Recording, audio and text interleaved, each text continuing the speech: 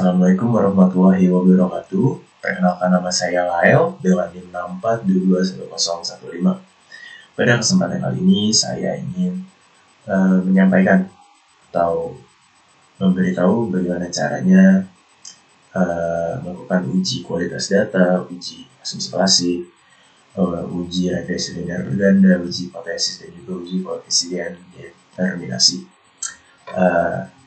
Di sini saya sudah memasukkan data-datanya di variable view dan di data view-nya. Dan sekarang apa sih yang kita lakuin? Pertama, kita ganti desimalnya ke 0 semua. Gimana sih caranya? Kita copy dulu, terus dari sini ke bawah kita shift aja, terus kita klik kanan, kita paste. Sama measure-nya juga dari A0 kita ganti ke scale, terus kita copy dan kita tarik kayak tadi, tarik dulu ke bawah, terus kita klik kanan, paste. Ini for your information aja, kalau di SPSS itu kadang kita nggak bisa pencet Ctrl C Ctrl V, jadi harus klik kanan copy, klik kanan paste. Oke. Sekarang gimana sih caranya kita uji si uji validitasnya ini? Pertama, kita pergi ke analyze. Dari analyze kita cari correlate, habis itu kita ke bivariate, habis itu kita uji per variabel dari X1 nya dulu. Kita copy dari X1.1 ini sampai si digital marketing ini, total X1. Kita pindahin ke kanan, terus kita pencet OK. Nah, di sini hasilnya akan keluar. Nah, tahu valid apa enggak data si variabel X1 ini? Kita harus ngelihat R tabelnya dulu nih. Karena kan untuk mengetahui data uji itu valid atau enggak, itu perhitungan R itu harus lebih besar daripada R tabel. Nah, kita cek dulu R tabelnya. Nah, untuk saya sendiri, ini udah saya tandain yang warna biru di sini. Karena di sini itu dia rumus tabel yang menggunakan N-2, jadi karena responden saya 100, jadi 100 dikurang 2 itu 98. Dan di sini saya menggunakan taraf signifikansi itu 0,05. Jadi dapat lihat untuk nilai R tabelnya itu 0,1966. Atau kalau kita ambil 3 angka di belakang koma ya 0,196. Oke, terus kita kembali ke hasil ujinya. Kita lihat nilai R hitungnya itu yang di pojok sini ya, yang ada bintang 2 di atasnya. Di sini bisa kita lihat untuk setiap item yang ada di variabel X1 itu semuanya bisa dibilang valid karena semuanya di atas dari nilai R tabelnya. Lalu kita lanjut untuk uji validitas variabel selanjutnya. Caranya sama, ke analyze, correlate, bivariate, terus yang ada di sebelah kanan tadi yang udah kita uji, kita Ctrl A, kita pindahkan ke kiri dulu, baru dari yang sekarang X2.1 sampai total X2 nya kita pindahkan ke kanan, lalu kita pencet OK. Nah, di sini tadi R tabelnya itu kan 0,196, lalu kita bandingkan dengan yang ada di sini. Nilai R hitung dari masing-masing item yang ada di X2 juga sudah melewati angka 0,196. Maka dapat disimpulkan juga bahwa data dari variabel si X2 ini valid. Oke, kita lanjut ke si variabel Y-nya. Caranya juga sama kayak yang tadi. Kita ke analyze, ke correlate, ke bivariate, lalu yang di kanan kita pindahkan dulu. Sekarang dari yang Y1 sampai total Y-nya kita pindahkan ke kanan, lalu kita pencet OK. Nah, kita lihat di sini juga sama nih. Nilai dari masing-masing item yang ada di variabel Y ini itu semuanya sudah di atas angka dari R tabelnya. Maka dapat disimpulkan juga bahwa variabel Y ini dalam uji ini itu valid. Oke, habis uji validitas, sekarang kita akan masuk ke uji reliabilitas. Nah, gimana sih caranya?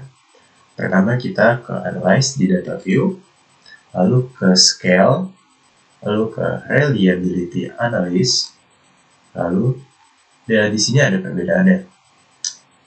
Untuk di uji reliabilitas ini, yang kita pindahkan itu tiap itemnya kecuali total dari variabel itu. Oke, jadi cukup ininya aja.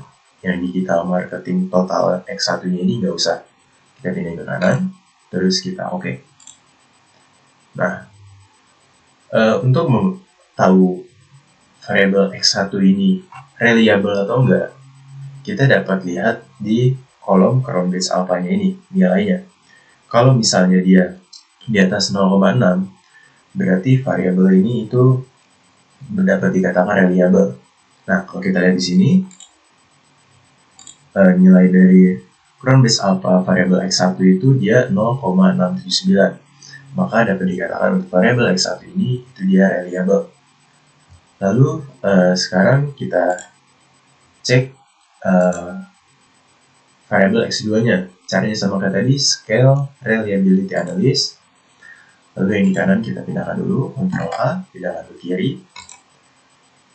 Lalu sekarang sama kayak tadi, item-itemnya aja, totalnya nggak usah, kita pindahin ke kanan. Lalu kita pencet OK. Nah, untuk X2 juga di sini sudah reliable ya, karena nilai crown base alpha-nya itu 0,689 di atas dari nilai batasannya yaitu 0,6. Lalu kita cek untuk variabel yang terakhir, variabel Y-nya. Di sini sama juga ke scale reliability analysis. Lalu kita pindahkan dulu yang di kanan, pindahkan ke kiri. Lalu dari Y1 sampai Y8 ini kita pindahkan ke kanan, lalu kita pencet OK. Nah, di sini juga sama nih, variabel Y-nya itu sudah reliable karena nilai crown base alpha-nya itu di atas 0,6. Di sini untuk nilainya itu dia 0,802. Oke, maka dari ketiga variabel tersebut semuanya itu reliable dan dari uji validitasnya juga itu semuanya valid. Oke, untuk uji selanjutnya itu ada uji asumsi klasik.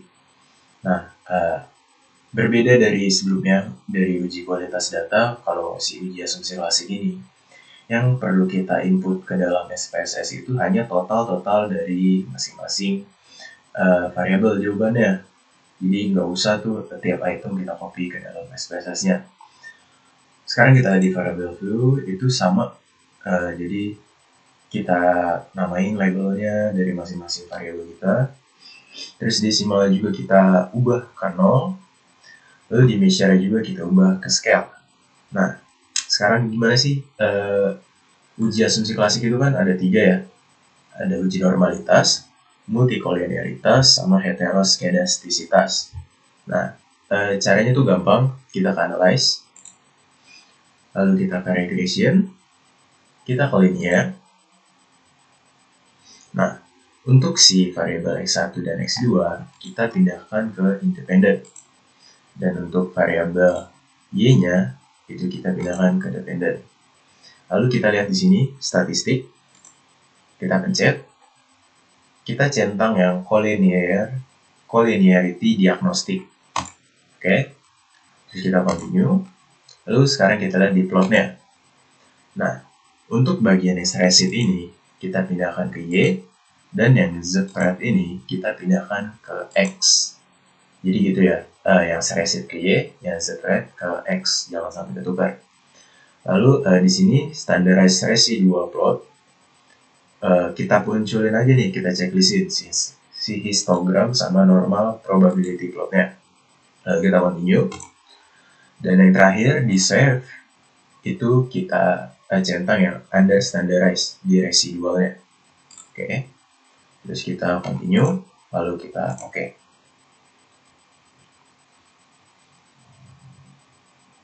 Nah, di sini udah keluar ya hasil-hasilnya.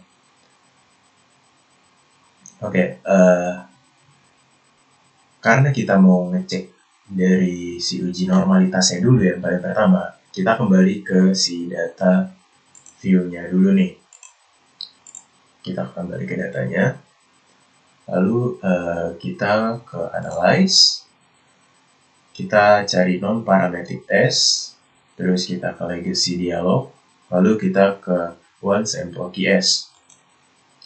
Oke, di sini under standardize-nya kita pindahkan ke kanan. Oke, kalau udah kita oke. Nah, uji normalitas itu yang pertama ada Kolmogorov. Cuma kalau kita lihat di sini, nilai Kolmogorov pada uji ini itu masih di bawah 0,05. Masih belum normal nih. Jadi kita bakal coba cara yang kedua, yaitu pakai cara Monte Carlo. Nah, caranya itu gimana sih? Caranya sama persis, kita analyze non-parametric test, lalu kita ke legacy dialog lagi, ke one sample QS, kita klik, lalu di sini jangan langsung di OK dulu, kita pencet excite, lalu kita ganti dari asymptotic only jadi ke Monte Carlo, baru kita continue dan kita pencet OK. Nah, bisa dilihat di sini untuk nilai Monte Carlo-nya itu 0,233, yang berarti udah di atas 0,05 nih. Maka dapat dikatakan kalau si uji ini tuh valid. Uji normalitasnya ini tuh datanya berdistribusi normal. Dan untuk bukti pendukung juga, kita bisa lihat si normal p-plotnya ini. Kalau misalnya titik-titik ini kayak gini, nyebar di garis diagonal ini, berarti data kita tuh berdistribusi normal. Nah, itu untuk si uji normalitasnya. Sekarang kita lihat ke uji multikolinearitasnya.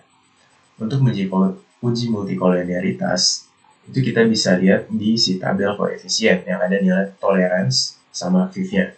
Nah, untuk si nilai V-nya ini, itu harus di bawah 10, jadi nggak boleh lebih dari 10. Dan nilai tolerance ini harus di atas 0,1. Nah, kalau kita lihat di sini tuh nilai V-nya itu 1,871 dan toleransinya itu 0,534. Jadi dapat disimpulkan kalau dalam uji multikolinearitas ini tuh tidak terjadi di dalam multikolinearitas. Dan yang terakhir, untuk uji heteroskedastisitasnya, di sini kita akan pakai cara uji laser. Nah, gimana sih caranya? Yang pertama, kita ke transform dulu. Lalu kita compute variable. Lalu di sini kita klik yang all. Lalu yang ABS, ini kita naikkan. Dan di sini jangan lupa kita klik dulu ABS underscore res. Lalu yang di sininya kita masukkan dari yang under standardize res 1, kita masukkan ke sini. Lalu kita klik OK. Nah, hasilnya tuh nggak ada di sini. Kita kembali ke data view. Di sini muncul ABS res-nya. Lalu kita ke analyze. Kita ke regression, linear. Lalu yang di Y ini kita balikin dulu ke kiri, kita masukin yang si ABS res-nya.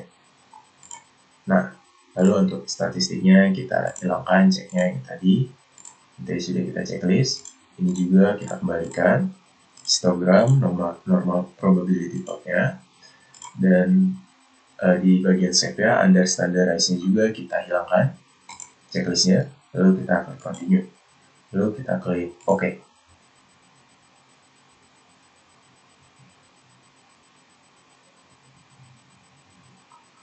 Nah, kita lihat dari nilai apanya sih di sini. Kita lihat pada tabel koefisien. Di tabel koefisien ini di kolom sheet-nya, kita lihat di bagian yang digital marketing dan endorsement influencer-nya. Nah, untuk peraturannya itu nilainya harus di atas 0,05 nilai signifikansinya. Dan ini itu 0,316 dan juga 0,498. Jadi untuk uji heteroskedastisitasnya itu juga tidak terjadi gejala heteroskedastisitas, melainkan terjadi homokedastisitas. Karena uji heteroskedastisitas yang baik itu terjadi homokedastisitas. Dan untuk pendukungnya juga, kita bisa lihat pada scatter plot di atas. Kalau titik-titiknya kayak gini, dia tuh menyebar nggak numpuk di satu titik.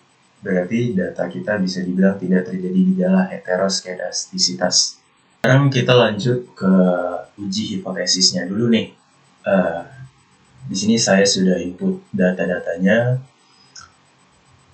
Sekarang untuk caranya, kita mulai dari uji T dulu ya. Kita ke data view. Habis ke data view, kita ke analyze, kita ke regression. Nah, lalu kita ke linear. Nah, untuk uji T ini parsial, jadi itu kita paling benar caranya kita ngelakuin satu persatu, walaupun ada beberapa case juga yang kayak langsung dua variabel X dimasukin ke yang independen, tapi di sini kita masukin secara satu-satu. Kita masukin si digital marketingnya ke independen, lalu si kemudian pembeliannya kita masukin ke dependent. Lalu di sini kita klik OK. Nah, di sini bakal keluar hasilnya. Nah, cara tahu uji T-nya ini benar apa enggak gimana sih? Yang pertama, kita lihat pada tabel koefisien yang ada di sini. Nah, nilai signifikansi pada uji T parsial itu, nilainya itu harus di bawah 0,05. Nah, di sini kan bisa dilihat nilainya itu 0,00, yang berarti untuk nilai signifikansinya itu aman. Dan untuk T hitung di sini itu harus lebih besar daripada T tabel. Nah, gimana sih cara lihat T tabelnya? Kita lihat dulu ke sini. Nah, di sini saya menggunakan taraf signifikansi 0,05% dengan jumlah responden 100. Dan di sini itu saya menggunakan tabel N-2, yang dimana berarti saya menggunakan 98. Dapat dilihat untuk nilai T tabelnya di sini itu berarti dia 1,66055. Yang berarti kalau kita lihat tadi, nah nilai T hitungnya di sini itu lebih dari 1,66 tadi. Di sini itu dia nilainya 7,930. Yang berarti uji T dari si digital marketing ke keputusan pembelian ini itu berpengaruh signifikan. Sekarang kita lihat uji T di variabel selanjutnya. Oke, caranya sama. Kita ke regression, linear, lalu yang digital marketingnya kita pindahin dulu ke kiri, lalu kita masukkan yang X2-nya atau si endorsement influencer ini ke dalam independen. Lalu kita klik OK. Oke, di sini udah muncul hasilnya dan sama juga nilai signifikansinya itu di bawah 0,05. Lalu nilai perhitungnya juga sudah di atas dari 1,66 sesuai tabelnya tadi. Maka dapat disimpulkan juga untuk uji T parsial X2-nya ini itu dia berpengaruh signifikan. Oke, sekarang kita lanjut ke si uji simultannya atau si uji F. Nah, caranya kita ke analyze, lalu kita ke regression, kita ke linear. Nah, kalau tadi kita satu-satu, kalau di sini kita langsung masukin dua-duanya aja, lalu kita klik OK. Nah, beda dari yang uji T tadi, kalau uji F ini kita lihat pada tabel ANOVA-nya. Ini yang ini, ada panah merah nih. Cara tahunya itu gimana? Caranya juga mirip-mirip. Kita lihat dulu nilai signifikansinya juga harus di bawah 0,05. Dan untuk nilai F hitungnya harus lebih besar dari F tabelnya. Nah, tahu nilai F tabelnya dari mana? Kita lihat dulu F tabelnya. Nah, di sini tabelnya itu yang N-2 juga. Jadi kita lihat.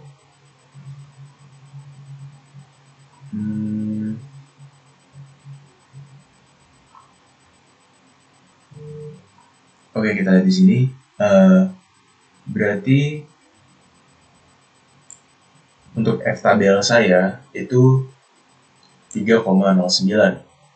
karena respondensinya 100 dikurang N-2, jadi 3,09.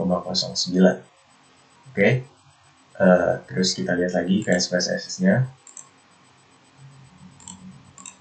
Nah, di sini untuk nilai F hitungnya itu lebih besar dari si F tabela, karena di sini itu 33,821, dan untuk tadi si F tabela itu cuma 3,09. Berarti dapat disimpulkan juga bahwa kedua variabel secara bersamaan berpengaruh secara signifikan terhadap si variabel dependennya atau si variabel keputusan pembelian, si Y. Oke, selanjutnya kita masuk ke dua uji juga. Yang terakhir, regresi linear berganda sama uji koefisien determinasi. Untuk uji koefisien determinasi di sini itu terbagi menjadi dua, ada yang simultan, ada yang parsial. Nanti kita coba dari yang si parsialnya dulu. Oke, caranya gampang banget. Salah. Kita lihat dulu di variable view-nya. Sama kayak tadi kok, cuma measure diganti ke scale. Labelnya jangan lupa dinamain biar lebih enak dilihat. Sampai desimalnya kita gantikan 0 aja. Sebenarnya kalau untuk desimal ini nggak berpengaruh apa-apa, terserah kalian mau pakai 2, mau pakai 3, mau pakai 0. Tapi kalau misalnya mau sesuka hati kalian gitu, intinya kalau 2 ya 2 semua gitu loh. Jangan ada yang 2 ada yang 0, jadi kalau kayak gitu pasti ada data yang nggak kebaca jadinya. Nah, kita ke data view untuk caranya. Kita ke data view, ke analyze, kita ke regression, kita ke linear. Lalu kita pindahin X2 dan X1 nya akan independen sama keputusan pembelian atau si Y ini ke dependent. Lalu kita klik OK.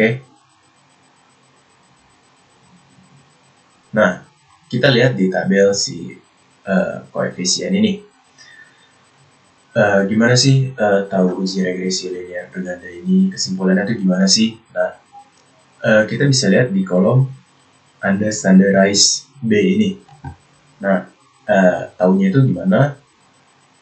Untuk bagian konstan ini, itu tuh posisi, jadi itu yang minus 5,274 ini tuh posisi di mana variabel Y itu, si keputusan pembelian, belum dipengaruhi sama si digital marketing, ataupun sama si endorsement influencer. Jadi, kalau hasilnya minus kayak gini juga itu nggak masalah, itu cuma berarti ada penurunan aja. Lalu, untuk si digital marketing ini, itu berarti dia berpengaruh sebesar 0,664 kepada si variabel Y tadi. Dan begitu juga untuk si endorsement influencer, dia itu berpengaruh sebesar 0,276 kepada si variabel Y-nya, atau si keputusan pembelian tadi. Nah, sekarang kita coba ke uji koefisien determinasi yang si parsialnya. Kita lihat ke data view, lalu kita ke analyze, kita ke regression, kita ke linear. Nah, di sini kita lihat yang bagian statistik. Nah, di sini kalian harus centangin yang part and partial correlation. Lalu kalian ketik continue. Lalu kalau udah, pencet OK. Nah, di sini tuh bakal muncul bagian koefisien beta sama zero order. Nah, cara melihatnya tuh gimana sih, tahu uji koefisien determinasi yang parsialnya tuh gimana sih? Caranya tuh gini.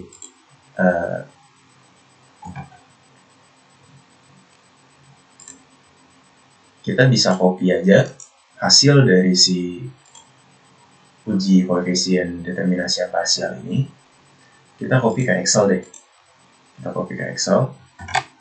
Oke. Biar rapi ya, kita rapi dulu ya. Oke, anggaplah ini udah rapi ya. Caranya, kita kaliin si koefisien beta ini.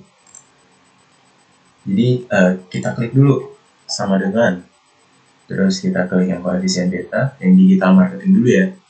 digital marketing, kita klik, lalu kita pencet tanda bintang shift 8, lalu kita kaliin sama si zero ordernya. Oke, kita kaliin lalu kita enter. Nah, terus yang variabel x2 nya juga sama, si koefisien betanya kita pencet sama dengan dulu, terus lihat yang koefisien betanya, lalu kita pencet kali sama si zero order ya, lalu kita enter. Nah, di sini udah muncul dua hasil dari perkalian dua nilai tadi ya. Terus kita blok aja, terus kita pencet ALT sama dengan, nah hasilnya itu 0,410842, atau kalau misalnya dalam persen itu 41,1% lah kalau dibuletin. Kita lihat yang diuji simultannya, benar gak sih hasilnya itu 41,1%? Oke, kita cek, kita ke analyze, kita ke regression, linear, terus yang tadi kita hilangin aja part and partial correlation-nya. Sebenarnya itu tadi hasilnya udah ada, cuma ini cara dia tahu ujinya aja. Nah, kita lihat di tabel model summary-nya. Nah, di sini kita lihat di kolom R square-nya, kalau si uji koefisien determinasi yang simultan itu hasilnya 0,411, atau yang kalau kita taruh dalam persen itu jadi 41,1%. Oke, mungkin sekian video penjelasan tentang program SPSS dari saya. Kurang lebihnya mohon maaf. Assalamualaikum warahmatullahi wabarakatuh.